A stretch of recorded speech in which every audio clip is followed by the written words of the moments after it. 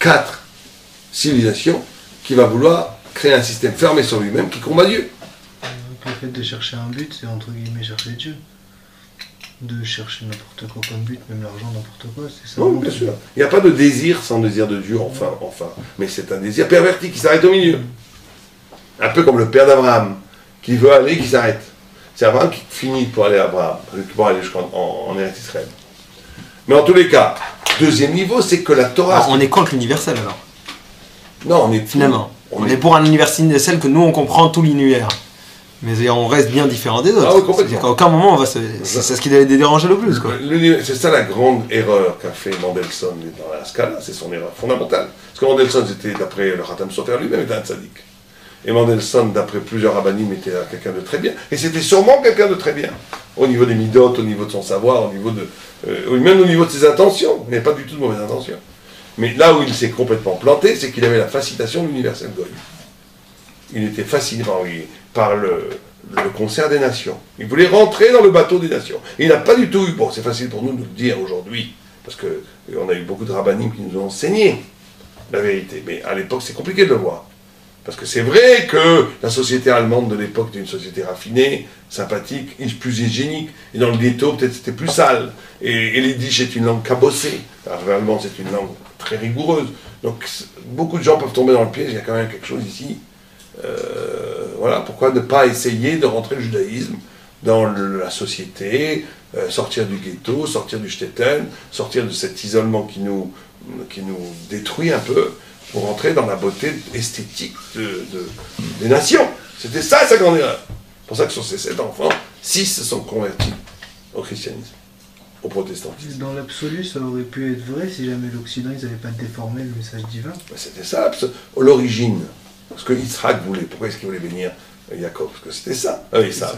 Parce que Esav était celui qui était censé construire un monde parfait. Un monde parfait. Esav, c'est le faire.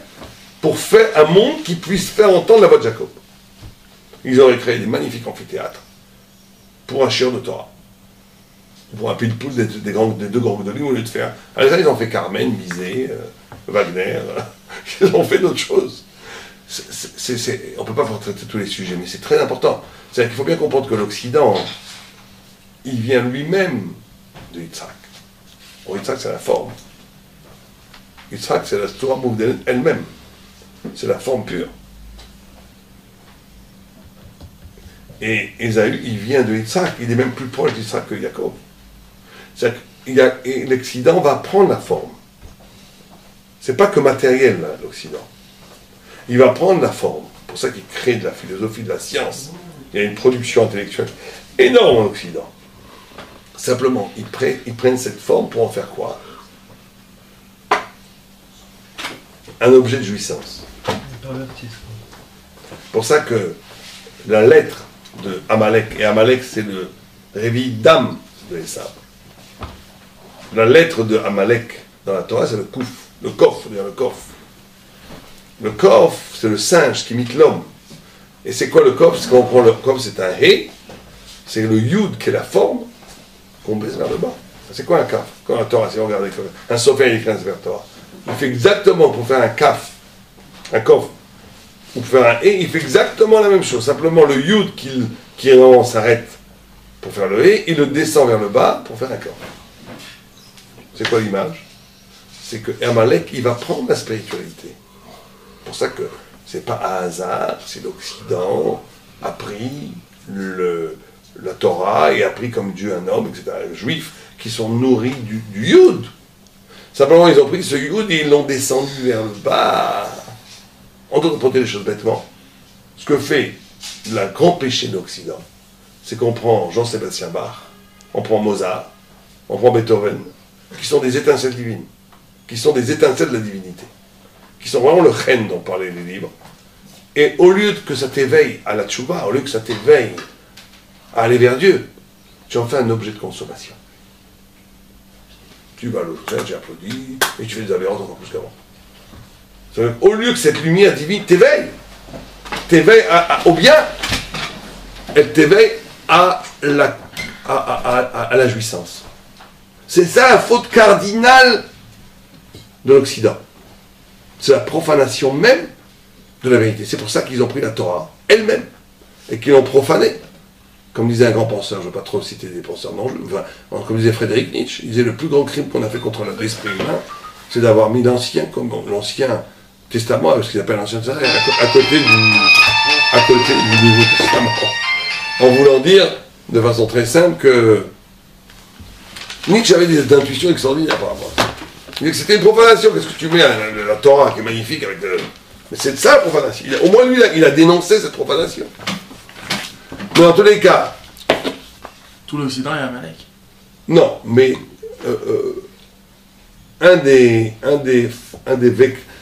une partie de son essence est Amalek, quoi. Et très souvent, Amalek, c'est quand tu vois quelqu'un qui utilise la vérité contre la vérité. C'est ça Amalek. C'est la signature d'Amalek. Quand quelqu'un utilise l'intellect, la vérité pour combattre la vérité, ça c'est Amalek. Mozart c'est Amalek alors. Non. Il n'a pas combattu la vérité. Il n'a pas combattu la vérité, Mozart. Il a utilisé Et au contraire, Mozart, il a révélé la lumière divine qu'il y a dans la beauté des choses. Très bien. Mais qu'après, qu'est-ce que tu en fais avec ça? Si tu en fais un objet de jouissance que pour la jouissance et non plus pour t'élever, ça c'est Amalek. Et surtout, Amalek, il déforme. Bon, on va pas rentrer. Amalek, qu'est-ce qu'il dit là? Qu'est-ce que dit la Torah? Oh là là, tu peux prendre ça? Qu'est-ce que dit la Torah? Comment est-ce que Amalek, quels étaient les péchés que faisait Amalek dans le désert? Rashi, qu'est-ce qu'il dit sur Kéri? Or la table, il prenait. Non, mais à part ça. Okay. Il faisait Mishkav Zachar. C'est très bizarre que Rachid amène ça en place. Il faisait Mishkav Zachar. L'homosexualité masculine. Pourquoi il faisait ça? Rachid n'a pas de raconter des mauvaises mœurs. Parce que Zachar, c'est la forme. La Nekeva, c'est la matière. La matière élevée, mais c'est comme ça que ça marche. L'homme impose la forme, donne la graine, et la femme développe ça. C'est comme ça. Je parle féminin, masculin. Maintenant, l'homosexualité, c'est la forme sur la forme. Ça veut dire de prendre le masculin et prendre autre chose de masculin et de le déformer. En d'autres termes, c'est de prendre de la forme sur la forme, ça veut dire la notion de détruire la forme par la forme. Vous voyez comme le Midrash va loin. Et Amalek, c'est Mishkav Zachar. Parce que Mishkav Zachar, c'est le mouvement physique du mouvement intellectuel de prendre la vérité elle-même et de la déformer. Ça, c'est Amalek. Donc celui qui connaît un peu ce qui se passe aujourd'hui dans le milieu intellectuel en France et tout, c'est Amalek. Je vais mettre Raphaël. C'est Mamash Amalek. Parce qu'il prend la Torah et la déformer. Ouais. Comme celle que vous allez rencontrer. Quoi. Oui, bon, eux ils sont juifs, donc c'est plus compliqué, il n'y a qu'un juif est Amalek. Mais c'est sûr qu'il y a ce problème-là. Donc qu'est-ce que ça veut dire quand à Mashiach on va tuer Amalek? Ça veut dire qu'on va tuer ces personnes ou on va tuer l'idée Amalek? Les deux. Amalek n'aura pas de tikkun, c'est le seul peuple qui n'aura pas de réparation quand la Messie viendra. Parce que son essence est le mépris de la vérité. Qu'est-ce qui va rester de l'Occident alors? C'est tout l'essence de l'Occident. Je sais pas. Il y a sûrement des gens bien, il y a plein de gens bien en Occident. Il n'y a pas que tout, il n'y a pas que des infos jaunes. Mais je crois que chez les journalistes, dans la presse et tout, il ne restera pas grand-chose. Il ne restera pas grand-chose, je pense. Donc, excusez-moi, donc le deuxième niveau, on a dit les mitzvot. Les mitzvot, alors ils donnent, alors c'est ça, on débat. Les mitzvot, il dit, te donne de la mitzvot. C'est d'accord que les mitzvot donnent de la mitzvot. C'est-à-dire que la mitzvot te donne de la réalité. C'est je m'inscris dans la matérialité. Alors, en quoi ça donne la mitzvot? Justement, parce que on vient d'expliquer que l'homme en soi, il a une infinité. Et qu'il se sent toujours en déphasement avec sa matérialité, justement. Ouais. Alors le matérialisme, justement, vu que c'est de la matérialité et qui vient d'une spiritualité infinie, donc ça l'harmonise. Alors très bien. Très bien, c'est la direction. En réalité, il faut aller plus loin. On avait commencé tout sur Amalek avec Paul. Paul dit l'universel, il y a plus besoin de mitzvot, le cœur est bon. Pourquoi? Il disait, c'est lui qui a inventé cette histoire du fardeau, du joug des mitzvot, du joug des commandements. C'est un juif pourtant, mais il n'a rien compris. Il y en a qui disent que c'est un juif très sadique qui a fait ça pour éloigner les chrétiens des juifs. Il a universalisé la Torah pour qu'on nous laisse tranquille. Bon, il y a une théorie qu'on a choisi, elle est vraie ou pas, mais il y a une théorie. Mais en tous les cas, il a inventé cet universel. C'est lui qui a amorcé le fait qu'il n'y avait plus besoin de faire des mitzvot chez les nouveaux convertis chrétiens. Parce que les premiers chrétiens, c'était des juifs. Et donc, on a reproché aux juifs cette notion de joue des mitzvot. J'avais rencontré une fois un juif chrétien. Il me dit, non, il marchait bon, il m'a libéré des marmites. Il croyait qu'il m'a libéré des marmites cachères, pas cachères. Et bon, il a fallu du temps pour l'expliquer. Mais c'est ça l'idée. On n'a pas besoin de ces marmites cachères, ces trucs Shabbat, faire un nœud, pas faire un nœud de soulier. Non, vous êtes vraiment à casser les choses en quatre là. Mais ce qu'ils n'ont pas compris, c'est ce qu'on vient de dire maintenant. C'est que la mitzvah, c'est pas un joug. C'est quoi la mitzvah? C'est une partie de moi-même. C'est quoi le hall mitzvot? Il n'y a pas de hall. Non, hall mitzvot, c'est un hall tant que tu n'es pas arrivé au niveau de toi-même. Tu as ton animalité qui ne veut pas la mitzvot. Hall malchut shamayim. Ouais. Hall malchut shamayim, c'est-à-dire que tu reçois sur toi quelque chose qui est extérieur à toi et qui te rend toi-même. Mais la finalité de ça, tant que ça reste un hall, tu n'as pas fait ton tikkun. En d'autres termes, je vous donne un exemple très simple, un peu bébête pour comprendre. Pourquoi est-ce que vous ne tuez pas votre voisin sur votre droite? Il ne faut même pas qu'il nous tue. Pourquoi tu ne tues pas Rablemel là, à côté de toi là? Pourquoi pas? Pourquoi pas? C'est à gauche. Pas que vous me tuez. Non. Parce que c'est pas parce que juste la Torah dit l'otirtsar, comme t'as envie. C'est parce que tu es constitué dans ton humanité pour ne pas tuer. L'otirtsar, je pense que on a tous intégré, c'est pas à très haut niveau, qu'on est constitué par l'otirtsar. Si on me demande de tuer un enfant aujourd'hui,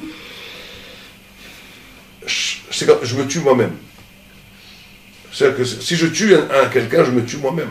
Pourquoi? Parce que l'otirtsar me définit dans mon humanité. Ce qu'on comprend pour le tirtsar, parce que c'est évident, c'est vrai pour toutes les mitzvot de la Torah. C'est-à-dire que toutes les mitzvot de la Torah bâtissent ton humanité. Il y a une définition du Rambam magnifique, extraordinaire, dans la Chod Melachim. Qu'est-ce que c'est un humain? On dit qu'il a été influencé par Aristote, on voit qu'il n'a pas été en tous les cas influencé par rapport à la Torah, puisqu'il ne dit pas que Aristote disait c'est quoi un humain? C'est un animal qui parle. Bon, il ne dit pas ça du tout. C'est quoi un humain? C'est celui qui a des lois. Et plus tu as des lois, plus tu es humain.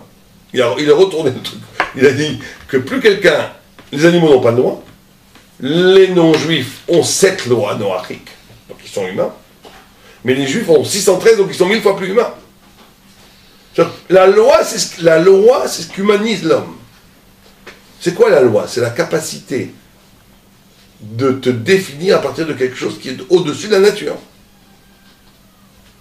Et donc, in fine, qui est divine. Donc, vous comprenez ce que ça veut dire? Ça veut dire que, tant qu'on voit les mitzvot comme quelque chose d'extérieur à mon essence, qui sont quelque chose qui me pèse, bien sûr qu'il y a ce phénomène qui existe. Parce qu'on n'est pas tous des tzadikim. Mais on est encore à côté de l'exercice réel de la plénitude de la mitzvah. Les mitzvot sont des passerelles de lumière, sont des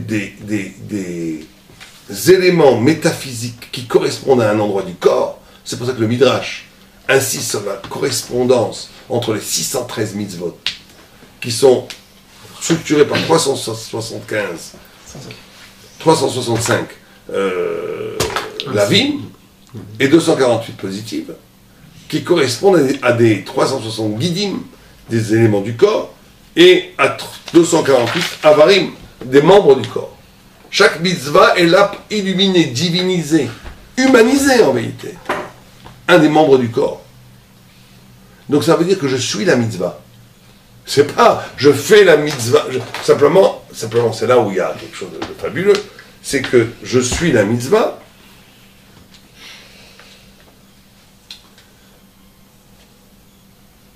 Parce que la mitzvah a cette possibilité de faire joindre, et c'est ça la simcha, la notion même de joie. La notion de joie, c'est d'être... C'est quoi la joie? Être joyeux, c'est de vivre un moment où tu... C'est simplement de toucher un moment où tu sens que tu vis ce pourquoi tu as été créé. La joie, c'est simplement l'existence. Imagine quelqu'un qui est condamné à mort, on le met sur un mur d'exécution. Tout d'un coup, on lui dit, vous êtes gracié, monsieur.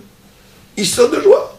Et 2 minutes après, j'ai toujours le même problème avec la banque. Et après, tu deviens moins content, parce que la vie t'a étouffé encore. Mais si tu sens que tu existes, tu es joyeux. Mais la vraie joie, c'est de sentir exister, parce que la chair est triste, l'homme est mortel. Quand tu sens que tu existes dans une dimension d'éternité, c'est ça la vraie joie. C'est que c'est en même temps toi, et c'est en même temps éternel. En d'autres termes, quelqu'un qui ferait les mitzvot juste parce qu'ils sont obligés de les faire. Un tzaddik gamour. Un tzaddik gamour, il ferait toutes les mitzvot. Mais bon, je le mets. Pourquoi? Parce qu'il faut le mettre. Je mets les tefilines, je fais Shabbat. Mais bon, ça m'embête plus qu'autre chose, mais je le fais. Il ne sera jamais joyeux.